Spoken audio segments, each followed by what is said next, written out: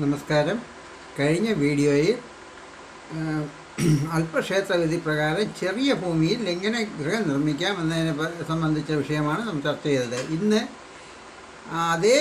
അതേ ചെറിയ ഭൂമിയിൽ എങ്ങനെ ഗൃഹം നിർമ്മിക്കാൻ പാടില്ല എന്നതോടെ നമുക്ക് ചർച്ച ചെയ്യാം.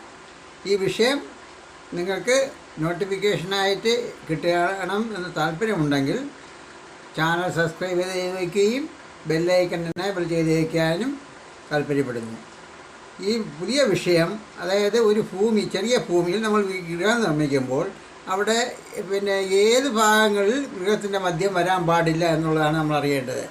അതായത് നമ്മൾ വായുഖണ്ഡം അല്ലെങ്കിൽ അസുരഖണ്ഡത്തിലോ മത്സ്യഖണ്ഡത്തിലോ ഗൃഹത്തിൻ്റെ മധ്യം വരാതിരിക്കാൻ തക്കവണ്ണം തന്നെ ഗൃഹം നിർമ്മിക്കണം. സാധാരണ 4 ഖണ്ഡത്തിനും ചേർത്ത് വീട് വയ്ക്കാം. പക്ഷേ ഈ 2 ഖണ്ഡത്തിനും ഗൃഹത്തിൻ്റെ മധ്യം ഒരിക്കലും വരരുത്. വന്നാൽ അത് ദോഷമായിട്ട് ഭവിക്കും. കാര്യം പ്രത്യേകം ശ്രദ്ധിക്കുക. ഈ വിഷയം ഇഷ്ടപ്പെട്ടെങ്കിൽ ചാനൽ ലൈക്ക് ചെയ്യുക, സബ്സ്ക്രൈബ് ചെയ്യുക, വേണ്ടപ്പെട്ടവർക്ക് ഷെയർ ചെയ്യുക.